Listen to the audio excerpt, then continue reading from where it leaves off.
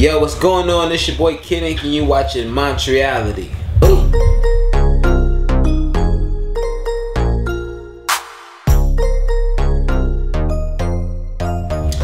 Favorite cartoon character of all time?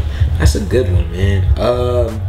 Honestly, I think growing up my favorite cartoons were like Batman, but then of course I got into like X-Men. I think my favorite cartoons were just like superhero cartoons. I can't pick one of my favorite ones, but when I was in the cartoons it was really like superhero cartoons and like Dragon Ball Z and action type stuff, man. Trunks is my favorite Dragon Ball Z character. Right, exactly. Future Trunks is dope.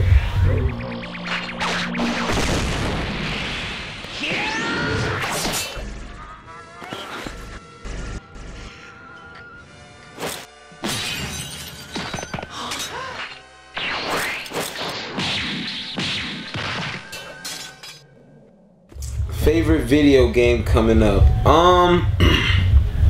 Definitely a video game head. I think my favorite video game coming up was Street Fighter, man. I think, and it was like Street Fighter into like all the different combinations from like Street Fighter all the way to Street Fighter versus X-Men versus Marvel versus Capcom, like all that kind of just same, you know what I'm saying, type of vibe with those characters. So it was like Capcom versus Marvel type of versus Tekken, all that stuff, man. Just that type of vibe was what I was into. Most romantic thing I've ever done. Definitely done a lot of things, you know, try to, you know what I'm saying, keep my romance game up, but I think the top of the list was, you know what I'm saying, the Paris for Valentine's Day. That's kind of hard to top still, man. Paris on Valentine's Day, you know what I'm saying, of course with still Valentine's Day gifts and all that stuff is, you know what I'm saying, Louboutins, and it's like, I'm sure that's every girl's dream. So Louboutins, Paris, Valentine's Day, 3 words. That's all you gotta know, and it's it right there, man. Who wouldn't, you know, all the girls' panties got wet just now. Nah, I haven't been on a double date before. I actually went to high school with Karrueche, so I've known Karrueche for like, you know what I'm saying, a long time, and you know what I'm saying, me and Chris just became cool. But when she was at the studio session when we did Show Me a Main Chick, so you know what I'm saying, that was just the most of a double date possible, you know what I'm saying. Her and I, you know what I'm saying, my girl obviously hung out at the studio, but never been on any dates or anything like that, man. The West Coast is being represented, I think, in just a lot of different ways, man. It's the number one thing that's being represented is the grind and do-it-yourself mentality. I feel like a lot of these cats out in the West Coast are doing it independently. So it's like, you know, a lot of people who aren't signed, a lot of people who do have deals, but they still have their own like separate side labels, are really doing it big, man. The West Coast has a bunch of big, you know what I'm saying, cats right now who are not only just killing the streets out there, but have, you know what I'm saying, top 40, top 10, and #1 records. It's a lot of gold plaques out there. From me to, you know what I'm saying, YG to Sage the Gemini, you know what I'm saying, and other people who are getting, you know what I'm saying, platinum plaques, which is not, you know what I'm saying, average in the hip-hop game. So for a lot of it to be coming from the West, is just showing we're making that kind of music that the people want to buy, you know what I'm saying.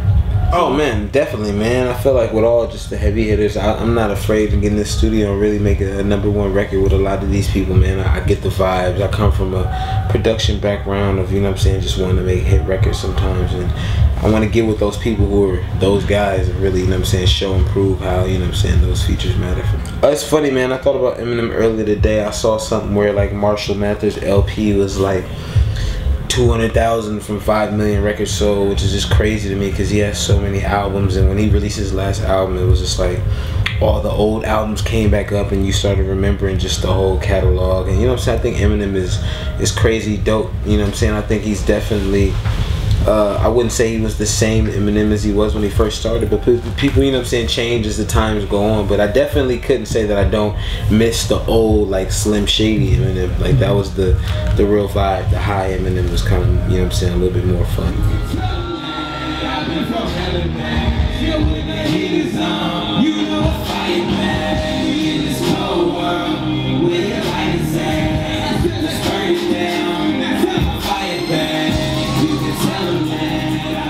The realest shit I ever wrote. I mean, for me, it's different lines and stuff that I probably couldn't even recite to you, that when I hear them, I'm like, yo, what was I on, and what it was about. But I think to just the fans, and the one that I get the most feedback from and the attention, I think is Hell and Back, you know what I'm saying, which is a record that kind of touches people when they come up to me and they're like, yo, this record got me through my finals, this record got me through somebody dying, this record got me through somebody going to jail, my brother, blah, blah, blah. So it's like that you could tell them that I've been through hell and back. When the heat is on, I fire back.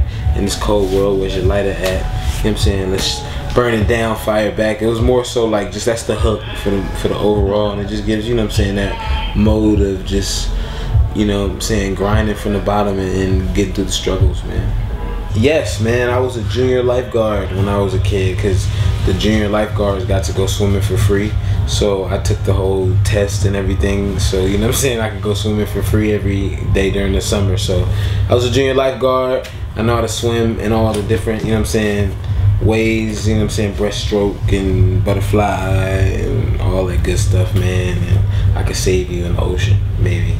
But yeah, I used to swim all the time for the gym workouts too, but I'm kind of lazy now. The biggest lie in the world. Let me see how I could put this. I think the biggest lie in the world, though, I'm trying to think about how to put just like the impression of how like easy it is to live like an artist's life.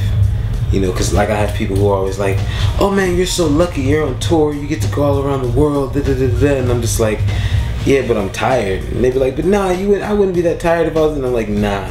When you're going from city to city to city to city on plane to plane to plane to plane, you'll get somewhere that's beautiful and be like, yeah, I just want to go to sleep in the hotel. I don't even want to do anything tonight. I'm too tired. I'm doing a show every single night, and this and that. So, you know what I'm saying? It's definitely a good life, but it's, you know what I'm saying, it's hard working, man. People think that this life isn't as hard working as some jobs, and it takes a lot out of me. My message to the youth, man, is definitely, you know, it's, don't worry about, you know what I'm saying, cosigns. Don't worry about what other people got to say, man, and just do it yourself and believe in yourself, man. I think that's the thing. I came from a game where, you know what I'm saying, I didn't have any cosigns, and this coming up, and I was really doing everything and just on my own and believing in just me and the people that I spoke for. And I feel like, you know what I'm saying, is just keep it consistent, and the people you speak for are going to hear you soon and ride with your, you know what I'm saying, vibe, man.